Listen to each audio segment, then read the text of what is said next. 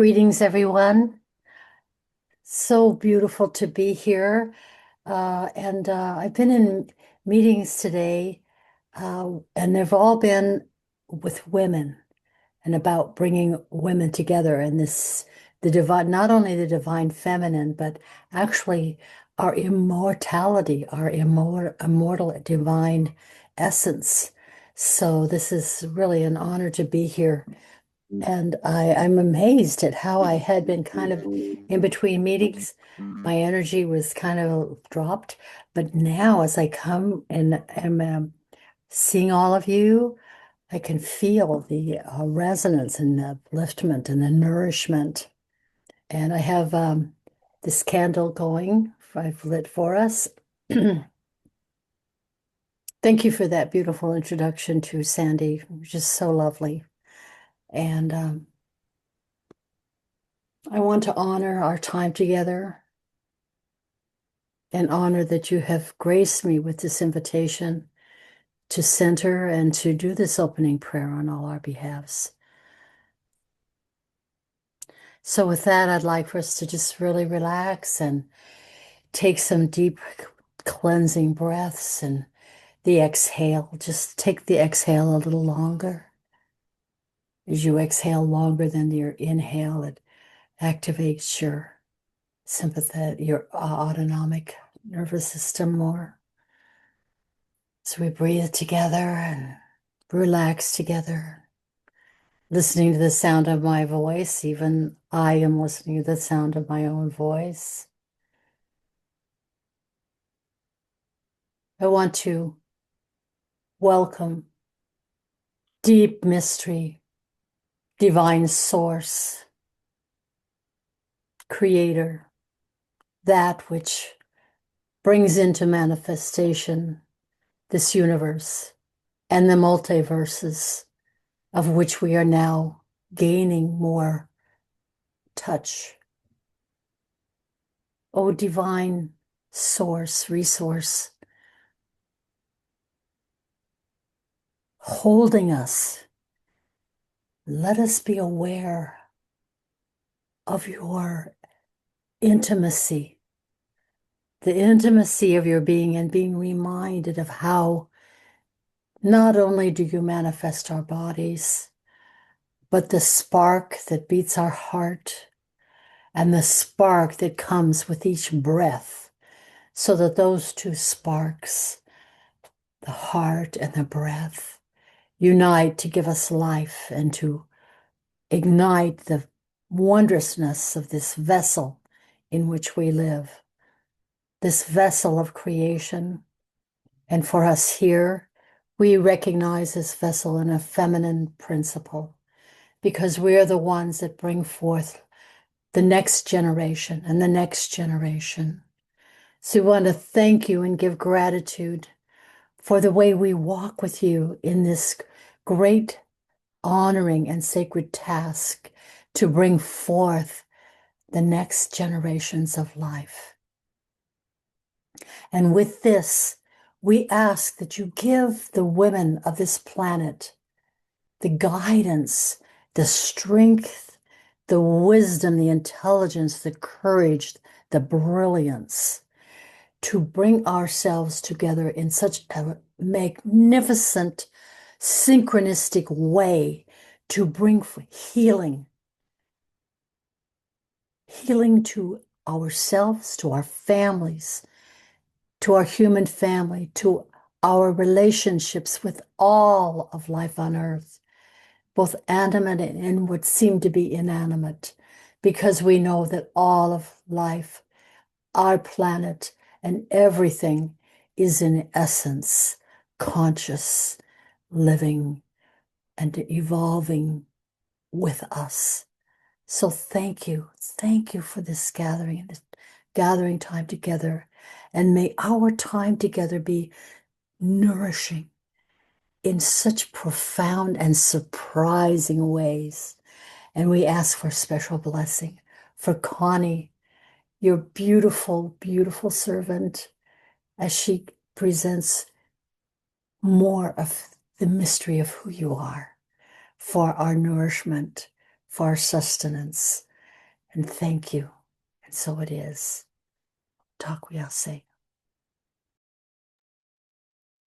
you so much. And Ejna, thank you for your opening from the heart and spirit of the Indigenous people that really took me to this trust frequency, understanding and knowing.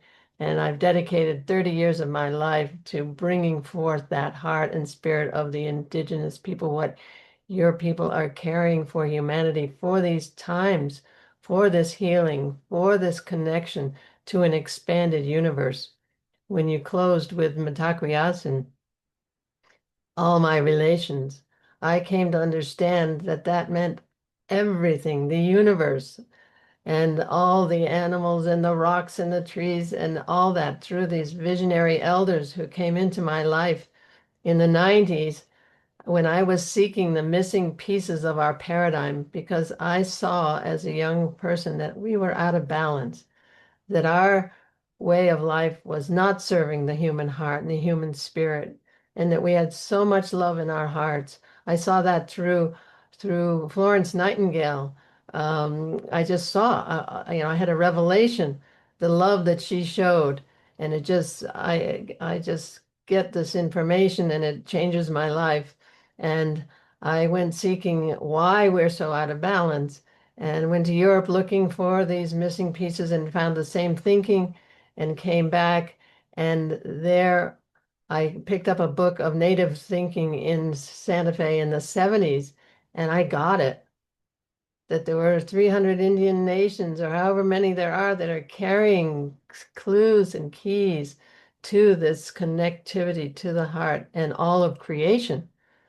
And and now leading edge science is taking us there, that it's a holographic universe, that it's a fractal holographic universe. We are the universe. We communicate with all that is. We've just lost our connectivity through the mechanistic scientific paradigm that really hastened our journey to our connectivity because that mechanistic paradigm just just created a world that's so radically out of balance that now we are at that point where we can see it and feel it and witness it with all the collapse of all that's going on. It's just so obvious that out of alignment with universal law and the human heart just doesn't work. And now we're moving into a higher frequency. The earth was in a lower frequency, and we were responding to that frequency because it has been our job for all of creation to transmute those energies of fear and separation and scarcity. So all we can say is, good work, humanity. You've done a great job. No shame, no blame, because that just closes the heart. And what's coming is the opening of the human heart, that all of creation is awaiting the love in the human heart. Somehow we are very, very special in all of creation. And so it's just my offering now to bring in what I see and what I know about the nature of the universe that came to me through the visionary elders that came into my life and my own knowing. I guess it's just my destiny path, my soul's contract with the universe, that I was to come and ask these questions and see these things. And so I'm just a reporter on what I see and what I know. And what I'm going to present to you is absolute for me. And you can have a listen and see how it resonates with you. Many people say it's something that they've always known but haven't had the words for. And so I will just offer these our definitions because we use words, and I say we because Andrew, my husband, actually wrote the book about this construct on the nature of the universe that I see and know, which is a great honor. He's been a Sufi and he's been all these various explorations into the nature of the universe, and he felt that my construct was totally unique, and he wrote the book and really honored it and brought so much to it. And this is the book, The Trust Frequency, 10 Assumptions for a New Paradigm. And Kokopelli equals MC squared, Indigenous Cosmology and Quantum Science. So it's a synthesis of the two. It's neither one nor the other. It's a synthesis. And I just am honored to be asked to share it with you.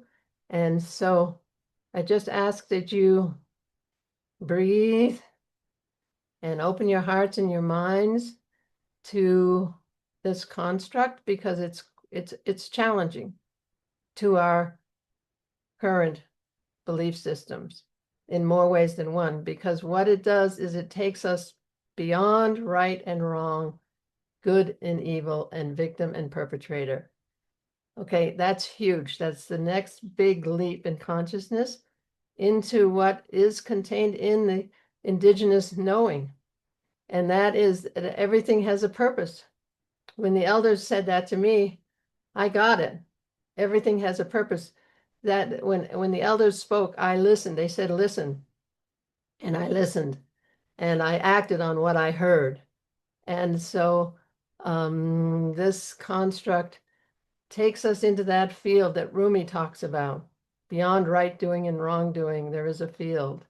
And lying down in that field, the words are more, I can't remember the last part of it, but it's a very special place that we get to know that everything in our life happens for us, not to us, and that we made an overarching act of free will to come on the planet and experience the experiences we have in our life for our journey to wholeness, self-love, self-acceptance, alignment with our divinity and our purpose. So that's a big deal, because in the lower frequency of victim and perpetrator, all that, it's a big deal to realize that we came for the experiences in our lives, and that it all that is happening on earth is a pathway to peace on earth and heaven on earth. That's all there is. That's all there ever has been in my world.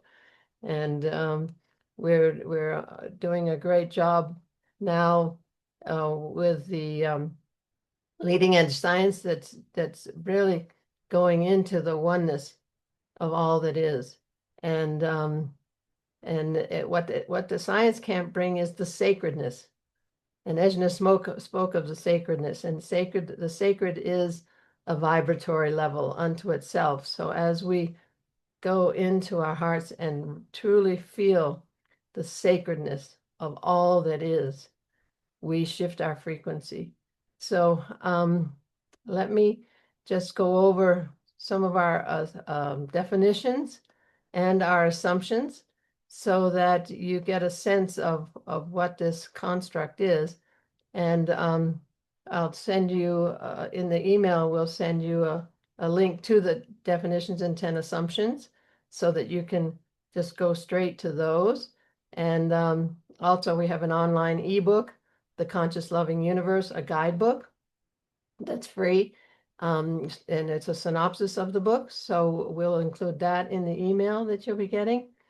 So now let's see, I'll just kind of run through this. I won't spend a lot of time on each one because I want to hear from each of you, your questions, your thoughts, because it's challenging, this next leap in consciousness. And so here I go. And so we have these definitions, and I'll just hit on a few of them. That, okay, our definition of humanity is that we are a collection of divine, autonomous, sovereign beings who have chosen to incarnate on earth on our soul's journey to wholeness, self-love, self-acceptance, and alignment with our divinity and our purpose. So this is key for our processing the events in our lives, so that we have given permission to the loving universe to show us our light and our shadow so that we can come to self-love. This is the key piece of our personal journey is self-love, self-acceptance, and bringing our gift to the party that we promised to bring to the party, which is us, all of us, not just the parts we think mom, dad, the society wants to see.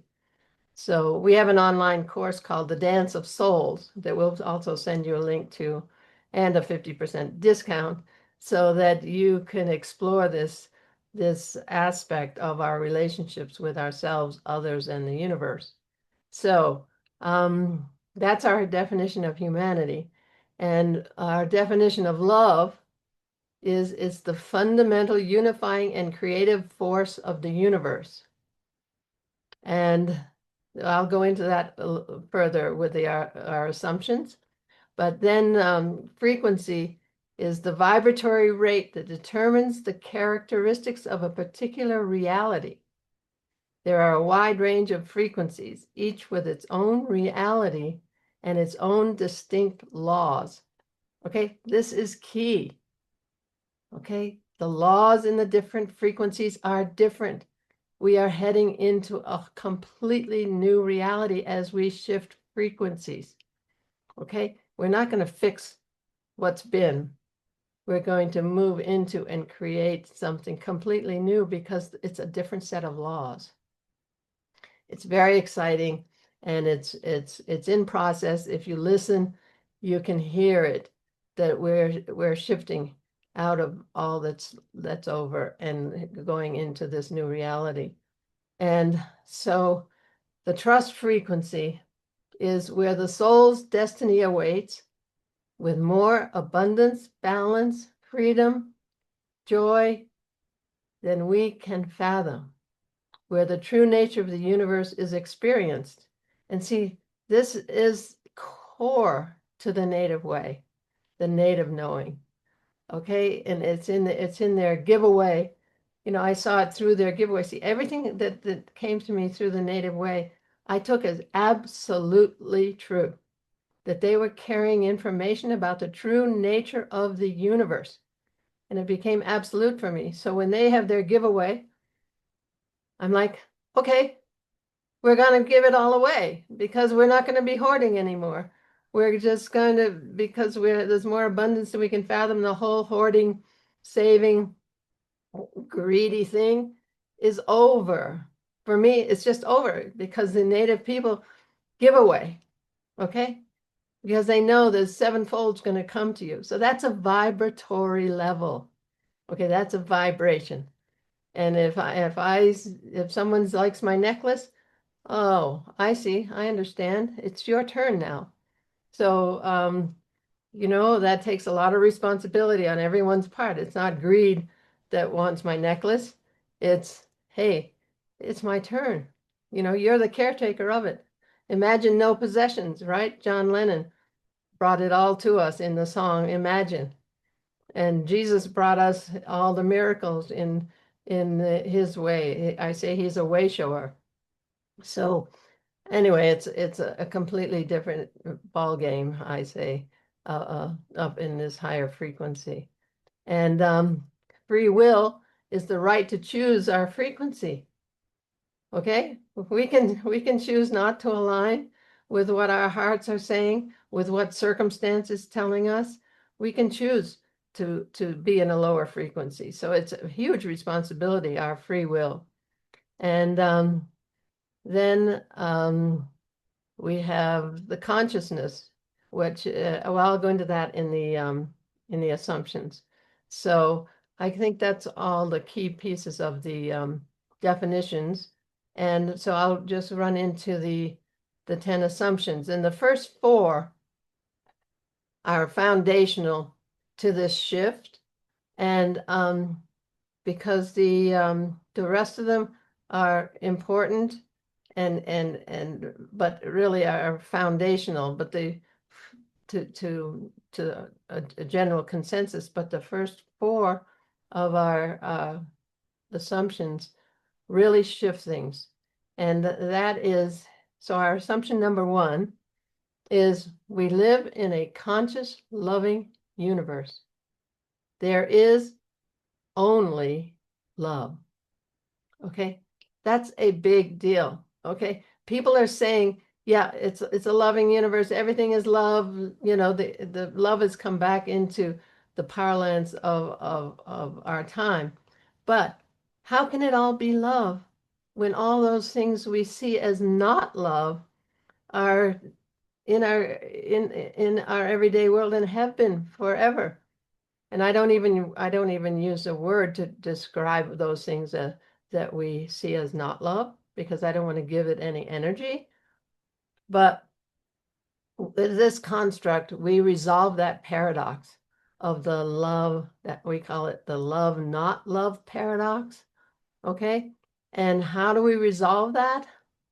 To having understanding that it is indeed all love.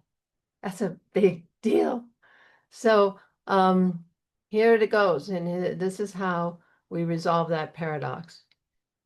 And that is that and the assumption too is the universe loves us unconditionally. It gives us everything we ask for. Okay? But what are our requests? That's the key piece. What are our requests? And we answer that with assumption number 3. We create reality by the power of our consciousness. Okay? So, what does that mean? Well, assumption number 4 tells us what that means. We have what we call the 7 A's, and actually I changed it into the 8 A's because Dr. Jude Currivan said, who gives us a shout out all the time. She's a top cosmologist and very involved with Indigenous ways, and is going viral with her unitive narrative. I don't know if any of you have heard of Dr. Jude Currivan, but she is wholeworld-view.com, I think. But I would check her out because it's really important. So anyway, she said to add an 8th one. So I'm going to tell you what they are. They all begin with A, and these are our requests to the loving universe. Okay? And what we couch it in that it's a loving universe that are responding to our requests. Okay? But guess what? It's physics. It's pure, unadulterated physics.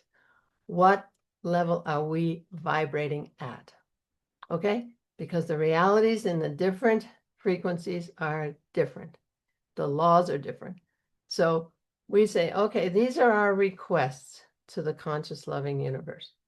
But it's simply frequency, it's simply vibration. So once we understand that and what creates our reality and our free will, that we gave that overarching act of free will when we came on the planet for this journey. So here are the 7 A's: awareness, assumption, attitude, attention, alignment, attunement, that's the one that Jude added, action, and allowing. Okay, these determine our frequency and our request to the loving universe. So I'm going to say those in a sentence, because I came up with, many years ago, I came up with a sentence with these 8 A's.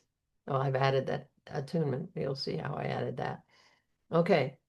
All right, here it is. And listen up, because this is a way to check your frequency anywhere, anytime. Okay. With expanded awareness, and listen to the adjective, with expanded awareness and accurate assumptions, we choose our attitude, consciously direct our attention, align with our highest inner promptings, attune to the universal energies, take committed action, which is the kicker, because we have to act from that place to get into the frequency.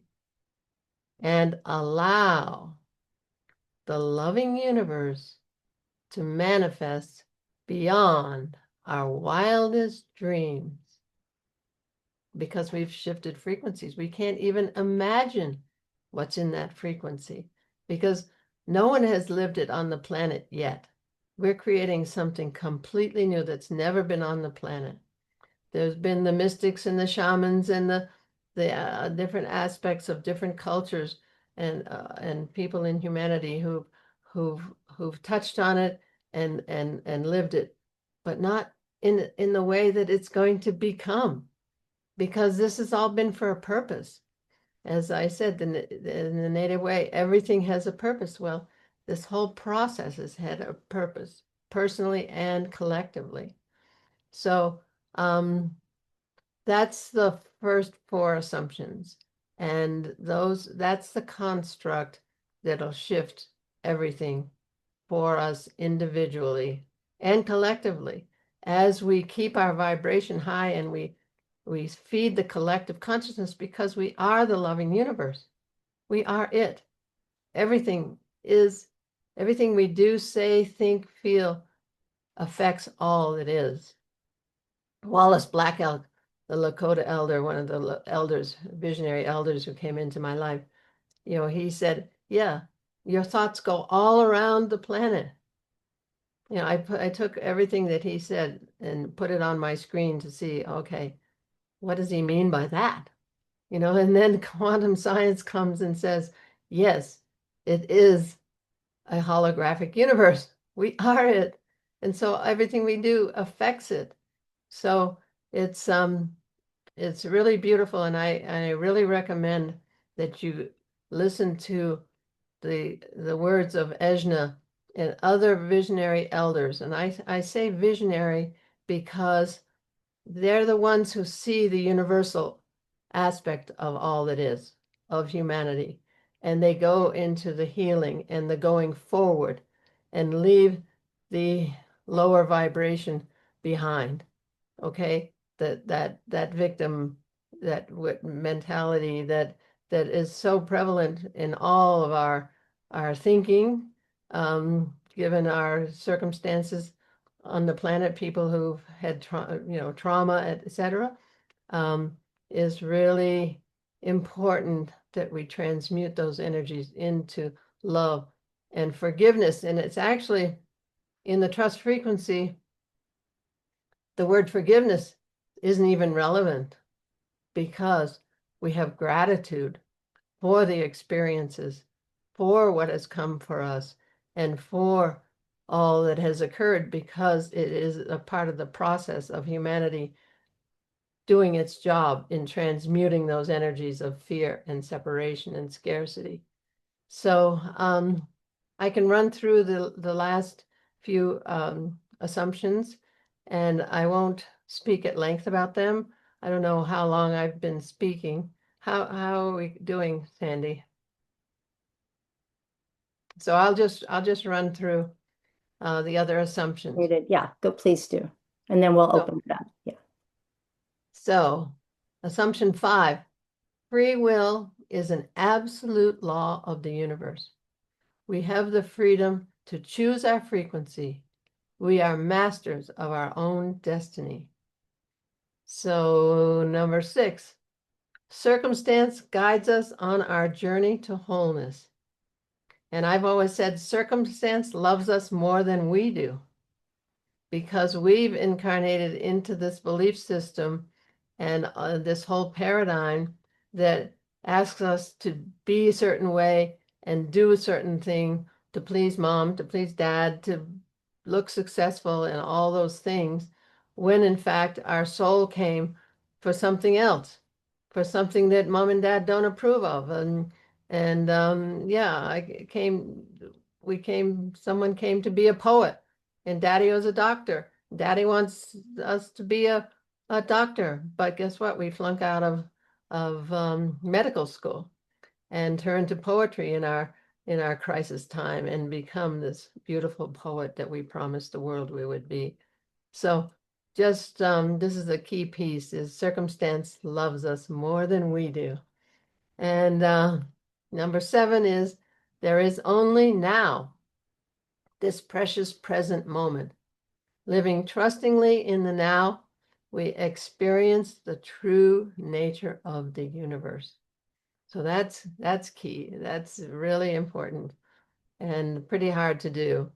But as we get to that place, the whole universe opens up for us. And then number 9 is humanity is on an evolutionary upward spiral, leading inexorably to a richer and higher reality, the trust frequency, or heaven on earth. And then number 10 is the trust frequency is a real place of unfathomable joy, peace, and abundance that is freely available to anyone, anywhere, anytime. So there are 10 assumptions, and I would just say to you, thank you for listening, and I know that it's challenging. Many of you are probably there and like right close to that. And then is the huge leap into understanding that everything in our lives happens for us, not to us. So I'd just love to hear from you all and any questions you have or thoughts. And this construct has to be taken as absolutely true to get to that level. And so that's a challenge. And it's because doubt has a vibration. Okay. So as soon as we doubt and we act from doubt, and even the word hope, an elder said to me, hope has a hole in it. So, we hope that to be so. We ultimately have to move into that place where we know it's so, and we act according to our hearts. We listen, we watch the signs. In the native way, you watch the signs. Okay? Watch the signs and take bold, committed action. That's the key to the whole thing, is watching the signs and listening to our hearts. And then doing that bold, committed action puts us in the frequency. So I just wish you all blessings and courage. And courage is from the heart. So ultimately, when you see this and feel it and get it, it doesn't take courage because it's just what is. And we walk in alignment with our hearts and the loving universe. Thank you. Oh, Connie, thank you. Yeah, I think of courage as actualized power, agency, actualized agency. It's what we have. We're actualizing it. So it's there. I have so many notes and so many highlights. I'd like to open this up for questions. And comments and thoughts and reflections, whatever is coming up for you right now. However, I would like to first start with Ejna and your reflections, your thoughts, your wisdom on this as well. Well, Connie, it's beautiful that we have the time and are taking this time to honor creation. And that's what all your work, the book that you and your husband wrote, and now for you to share like this is one of the ways that we honor this great um, awakening and wisdom sharing that's taking place and us becoming more brilliant. So you're helping us be able to shine our lights more. Yes. And so I really thank you so much. And I really treasure that I got invited to be part of this. It's wonderful. Yes. I'm so honored. It's so beautiful that she said, I'm going to ask Ejna. Okay. So Yeah, yeah. because Ejna is bringing so much heart, that indigenous heart and spirit to the world, which is so key that the world hears that beauty that's in the heart of the indigenous people to transform and heal the heart of humanity. Beauty is something that we um project upon or we think upon, but it's actually our essence that if love contains beauty, beauty contains love. And since everything in creation is love, then we are pure beauty, but we tend to put it out over there or deny it because the heart is vulnerable and tender too. So, but the beauty, and I'm so thankful you brought that up because I was sitting here thinking about beauty, the beauty way, and that's part of love. I mean, it is uh, one of the major factors of love. The beauty way with brilliance, magic, majesty, power, glory, courage, wisdom. Anyway, thank you. And thank you also for starting off the entire call with gratitude, pure gratitude. Gratitude we can live to repay. I love Thank that. you. Gratitude is key. Yeah, Thank you. it's Okay. a beautiful way From to. victim to beloved, and thank those experiences in our lives and those people in our lives that we want to get out of our lives because they're showing us some aspect of ourselves that we just don't want anybody to see. Yeah. And so we turn it on to them, shame and blame on them for abandoning us. Well, why did they not go to the movies that night that they promised they would? Because we have abandonment issues that need addressing. And what's under that abandonment issue is, oh, I don't deserve to be here. I'm not okay. So of course I'm going to be abandoned. And so we look at those repeated behaviors in our lives and we understand that they are there to show us those parts of ourselves we don't love and those experiences that trigger us. Okay. When we're triggered, we know that there's something inside that wants to come into the light, and no blame on that person who has shown us those shadow pieces.